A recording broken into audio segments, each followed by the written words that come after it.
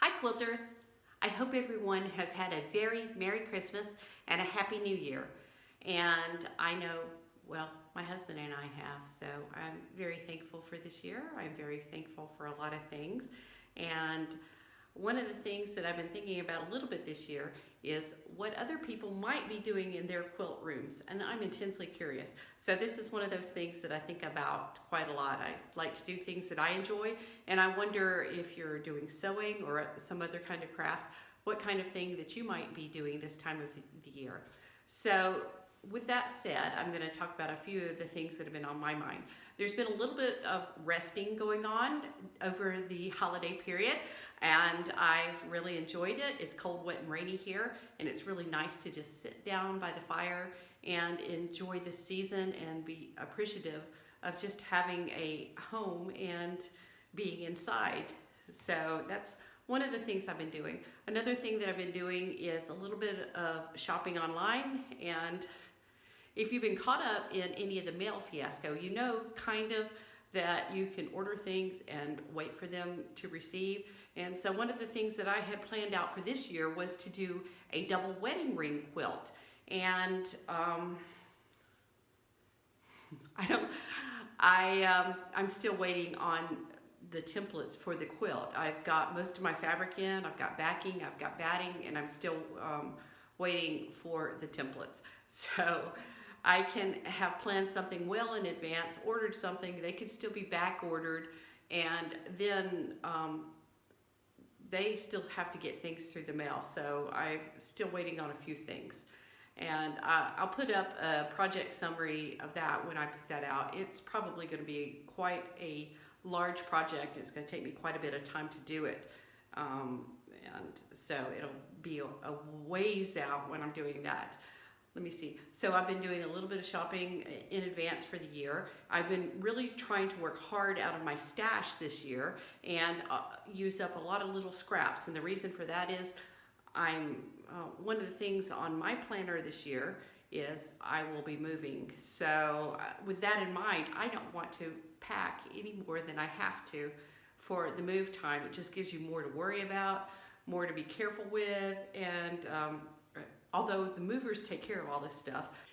With that in mind, one of the things that I do every year in January is I will get a planner. I'm not sponsored by them, but I love these planners because they give you great big areas to work in. They give you a monthly view and then a weekly view, and I can really get a lot in one of those. I actually was laughed at by the cashier. She's like, "Oh, you've got plans this year." And the implication is nobody can plan anything after 2020, but I'm optimistic, and I find that using a planner helps me to get things done. If you don't have a goal, you'll surely miss it. That's what I can say for that. So I like to put things in. I'll give them a time stamp for when I want them to get completed. I'll reverse engineer everything back to the beginning of the project, and that's one of the things that helps me a lot throughout the year. I have other things that I will do that enable me to get more quilting or embroidery done, whatever I'm working on. And it's just as simple as automating as much as I can around the house. Like, let me see, for example, I like to automate meal plans. So I'll plan everything for an entire month. I'll only have to go to the grocery store once to do a big buy. I'll put everything in the freezer, and I don't buy a lot of canned stuff, but I will buy all my meat for the month, and then not only do I have everything bought, I only have to go maybe to fill in some vegetables, maybe some bread as the month goes by. For my husband, I don't eat bread, but and so that will help. The other thing that helps is I never have to think about what I'm having for dinner. I always know because it's already planned out. So one of my friends said, "Well, what if you're not in the mood for what you're having?" And my answer to that is, we plan to be on the mood for what's on the meal plan for that day. So it's not a big surprise, but it's just me and my husband, and it's easy to plan for us. So automating that saves a lot of time, saves a lot of thought. We never have to think about that kind of thing. I'll automate, like I have like a couple of Roombas. Love those things. They vacuum while I'm out doing other things. I like to go hiking probably about once a day. And so if those run while I'm out, then I don't hear that commotion. So there's a peacefulness of going out and getting out in nature, in the woods, you know, in the grassy areas if you've got it, whatever you've got around. That helps me enormously with creativity. So sometimes if you feel like you're blocked, the best thing to do is just go out. And I've got to say that I'm in a fairly busy neighborhood. It's got a lot of traffic. So if I just walk maybe 10 minutes, I'm out in a field somewhere. So there is a difference between walking in a city environment and walking out in the country. And just getting a little bit further out makes a great deal. It just clears my mind in a way that I can't even explain. It's great to go out, but it's nice to just be somewhere a little bit further. It's much more peaceful in the country. So that's a rabbit trail. I may edit that out, I don't know. But anyway,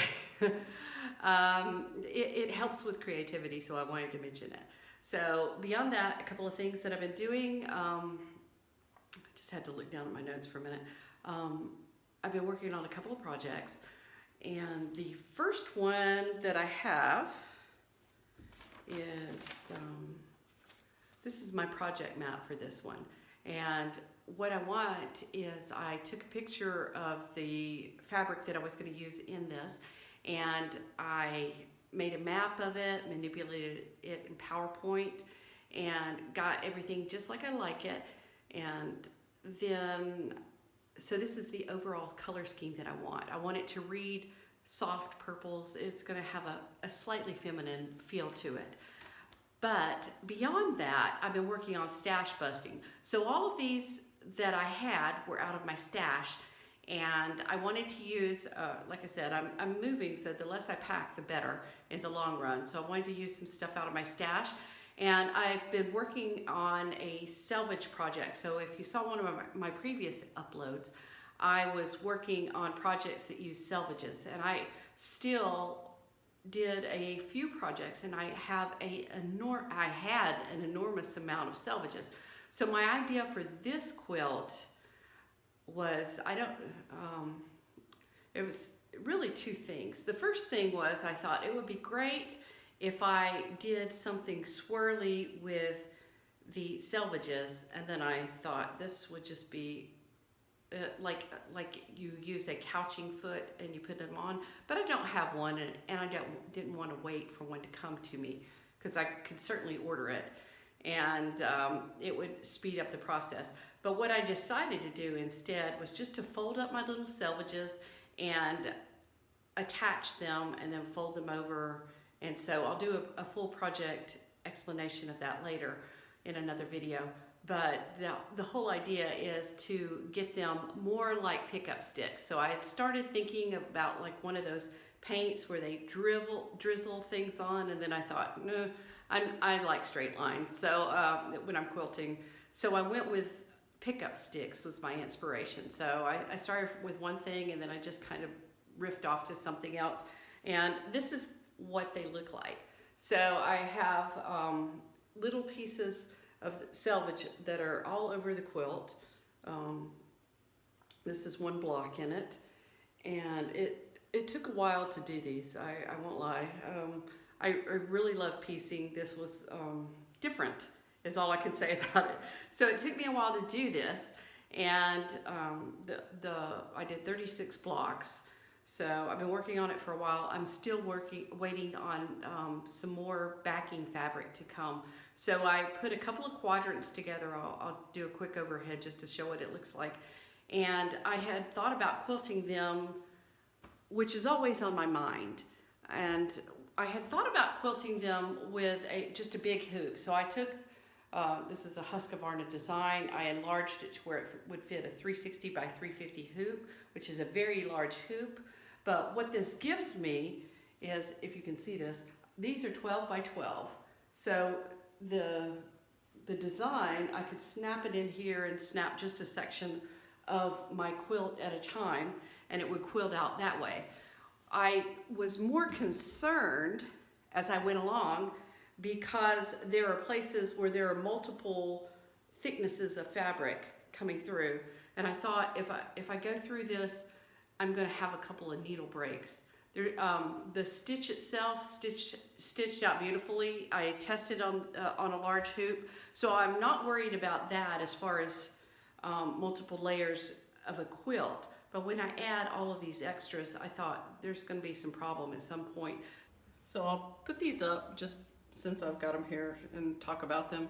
This is a better view of the hoop that I was using. Like I said, it's a 360 by 350 hoop. And the way these hoops work, this is a Husqvarna hoop. So I will hook it in, like it hooks in on this side, and it will sew half. So it will sew like your right half first. And then what you'll end up doing is you turn the whole hoop around, and you've got a split design, and you'll click your hoop into place, and then it will sew the other half of it. And I can't remember what the throat space is. I think it's about 10.5 or 11 inches. But anyway, it's got a large throat space, so it's a big machine, and it will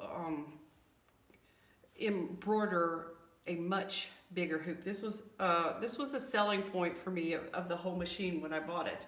And like I said, it will accommodate more in the length, but it will accommodate this quilt or this size block easily.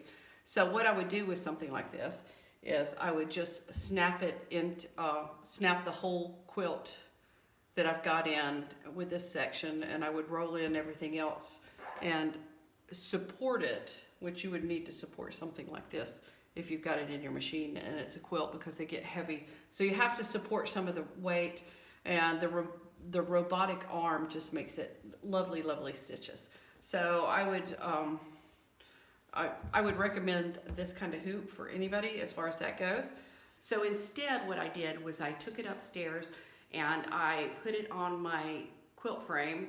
And this was some of the things that I was trying to avoid on the by taking it upstairs to the quilt frame, was places where you have a lot of thicknesses of fabric, and I can kind of eyeball this and move around it as I'm looping fabric. So I just use a domestic sewing machine, and I have a homemade quilt frame, and it's quite large. It takes up a good part of my attic space.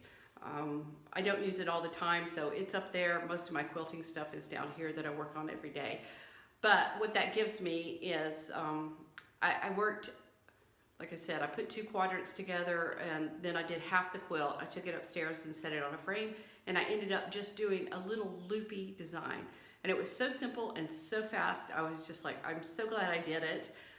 It would be super fast to do the embroidery this way also, and you can walk away from it quite a bit if you have another project going. But for me, the way that I did it, I was like, okay, I'm glad I do it. I'm glad I did it this way, and I will assemble the other parts and do it the same way as soon as I get back in. The last thing that I've been working on in the quilt room was a while back. Like I said, I did an upload of a selvage project, and what I had originally thought for most of them was to do placemats with them, but I decided, since I was doing a pillowcase for my daughter and her fiance, I thought, you know what? I will do all pillowcases. And this has taken a while because anytime you start with one project and you add in some levels of complexity, there are other things that go on. But I thought these were really cute. Here's one that I've done. Let me hold it up here. And I hope it's in the camera view. But originally the field that was embroidered was here. These are the selvage pieces that I had, and I just added names. But I added extra borders, which would have been fine for a pillowcase. And this was a lucky find, because when I started going in, I had some of this that was left over from another project, and I don't even remember what it was. But it was already stripped together, and all I had to do was cut these into 2.5-inch strips to add my this additional border here. And then I just had a little bit of purple. I'm really almost out of purple for the year. Added some little details to the back. This is a really fat pillow, by the way. It's really bulging. But it made a great pillow sham, and I was really pleased with this. I'll go ahead and I'll put some others up. I'll just film them from overhead so that I won't be struggling like I am right now. Now you've got a better view of this. So you can see that this was my original quilting field, and this is where I've added additional borders. Like I said, this was a great find because it was already stripped together, and all I had to do was cut it into the 2.5 inch strips to go here. So that is how I've added that. I've added a little bit more on these sides to make it the right size, and then of course I've added binding. So this is one that I have bound, and I think that this is, it almost feels just almost like a pinstripe. It's just a little detail around the edge, and I really like it for the sham. And the back, like I said, this is a really fat pillow, but I just added a little bit of purple there just to go with the front.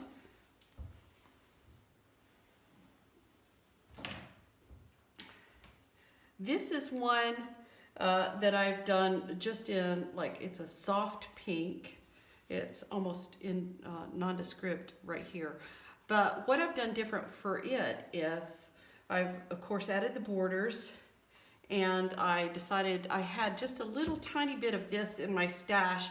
It's just a soft, fuzzy, like, cuddle fabric, and I've put it on. This one, same thing. So what I was going to say is this was done the same as the pink one, and it's got additional borders around it. And one thing that you do have to, and I went with a flannel background, so this has a little piece of flannel here, and so when I flipped it over, I wanted it to be soft on both sides, so it has flannel here, and of course they just open up like this. So, and it's also got binding around it. One of the things that I did different, and this is the one that I did different, was this one. I did a self-binding where it's just turned inside out, and so it doesn't have a binding on the edge. This is just where you put the right sides together and turn it inside out. Let me show you, like this. And it maybe saved about an hour in binding it, because what I did on the inside of this one, you can see where I made some adjustments. Let me pull this like this. So what you can see on this is it's right sides together, and you just have a little bit of overlap in the center. And instead of binding it, I just decided to finish this with an overcast stitch. So I have an overcast foot. If you have one of these, it can save, like I said, about an hour. Making the binding and putting it on for me is about what it would have took for me to put that on there. So there were extra steps in a quilt like this, and you can see the evidence of that where I've added additional sizing to, I had already quilted it, and this was, of course, was on the inside, so none of this was going to show, but I added additional pieces here. I had to add additional batting to it. So it had, I put the batting on first, I just butted it together and did a zigzag, and then I just put this in right sides together and folded it over to get the complete size that I wanted it. And then, of course, when you sew right sides together, and then you turn it inside out, and that is how you get this. And this one I did in corduroy. It is really, really soft.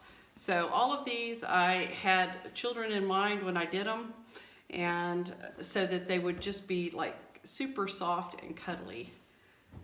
And I think that I have a success in that. So different ideas for a pillowcase. And these were all like salvage projects. So these were all unfinished objects that I got done over the Christmas season. So it was a little bit more work and additional complexity. It would have been smarter had I done it, if I were to do it again, it would be smarter if I did the whole thing at once, and then you don't have the additional steps to put in. But like I said, sometimes I will change directions as I go. Don't forget to like and subscribe and hit that notification bell for more compulsive quilting and embroidery videos.